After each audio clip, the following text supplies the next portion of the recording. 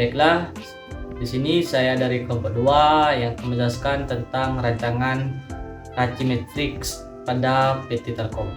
Pada rancangan Racimatrix, PT Telkom mempunyai peran dan tanggung jawab.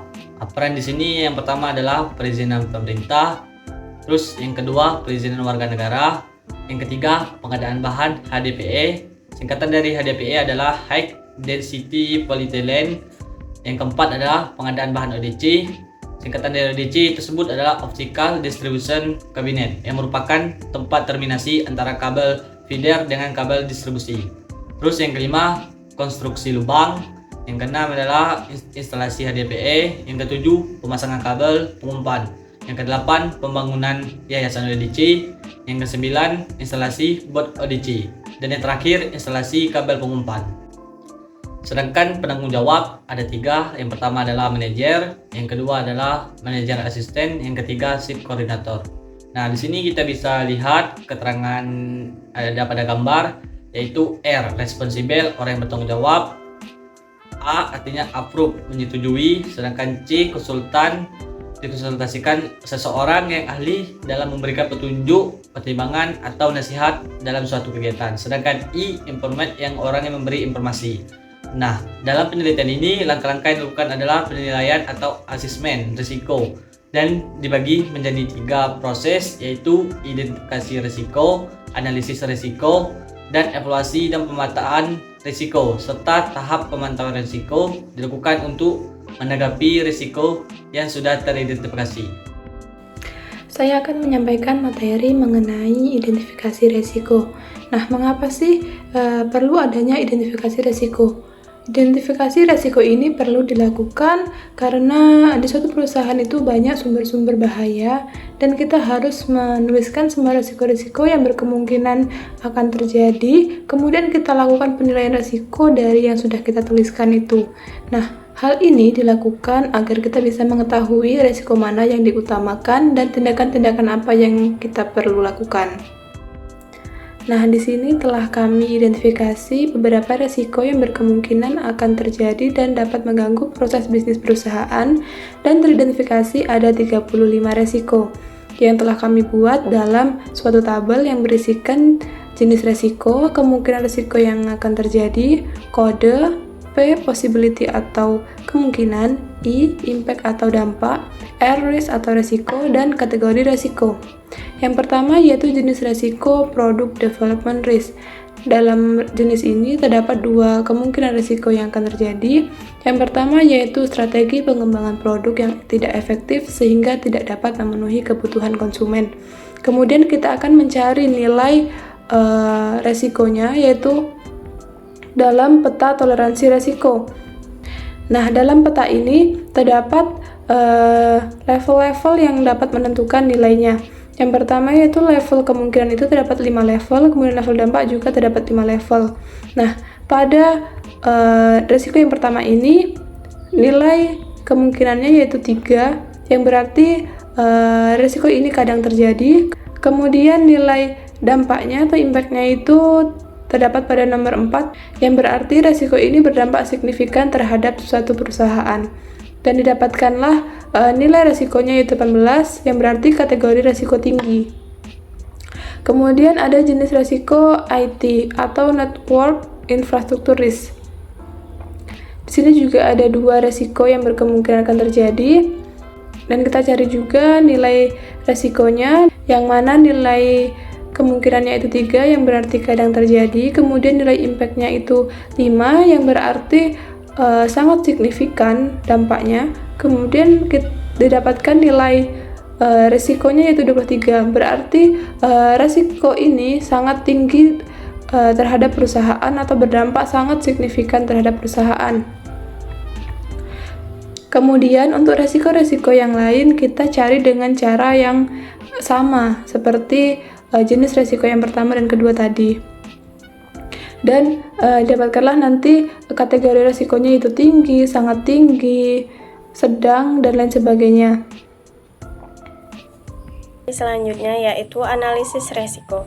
Setelah menyusun identifikasi resiko, selanjutnya resiko-resiko tersebut dibagi ke dalam beberapa tingkatan resiko, seperti yang terlihat pada tabel 3. Resiko-resiko yang telah dipindahkan berdasarkan tingkat resiko selanjutnya dipilah dan dipetakan, sebab tidak semua resiko harus ditanggapi oleh pemilik resiko.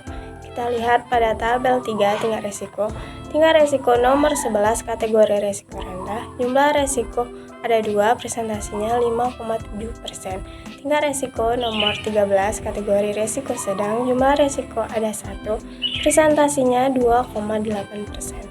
Seterusnya sampai dengan tingkat resiko nomor 25 kategori resiko sangat tinggi, jumlah resiko ada 2, presentasinya 5,7%.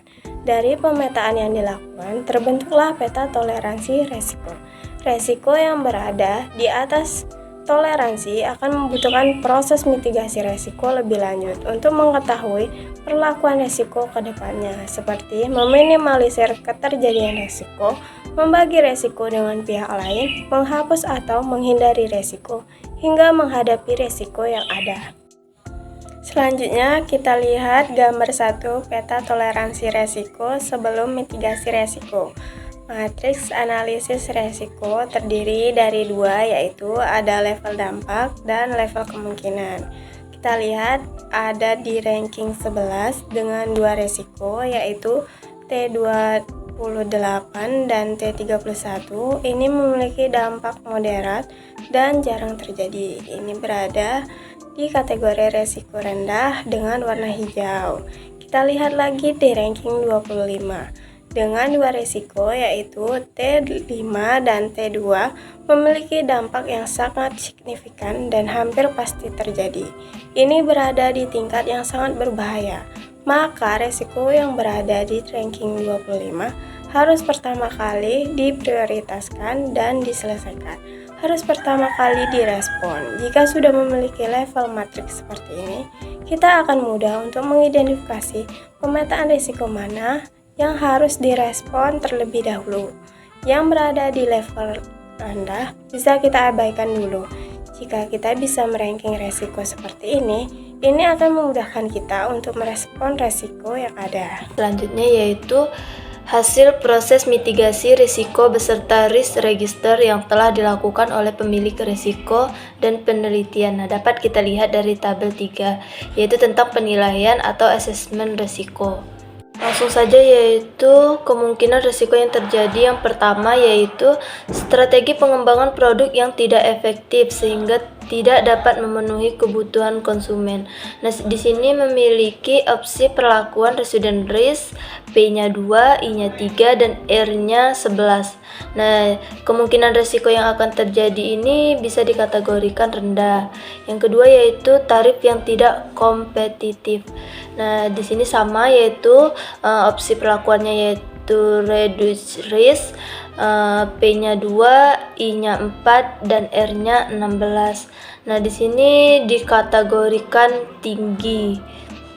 Selanjutnya yaitu kurang baiknya kualitas jaringan atau teknologi. Nah, opsi perlakuannya yaitu residual risk, P-nya 2, I-nya 3, dan R-nya 11. Nah, di sini dikategorikan rendah. Selanjutnya yaitu kebocoran informasi. Di sini dikategorikan opsi perlakuannya yaitu residual risk, P-nya 3, I-nya 3, R-nya 13. Nah, di sini kemungkinan risiko yang akan terjadi dikategorikan sedang. Selanjutnya yaitu kepuasan karyawan atau reward dan finish yang kurang seimbang. Nah, opsi perlakuan ini dikatakan reduce risk, P-nya 4, I-nya 3, R-nya 14. Nah, di sini juga dikatakan sedang. Selanjutnya yaitu penempatan karyawan yang tidak efektif.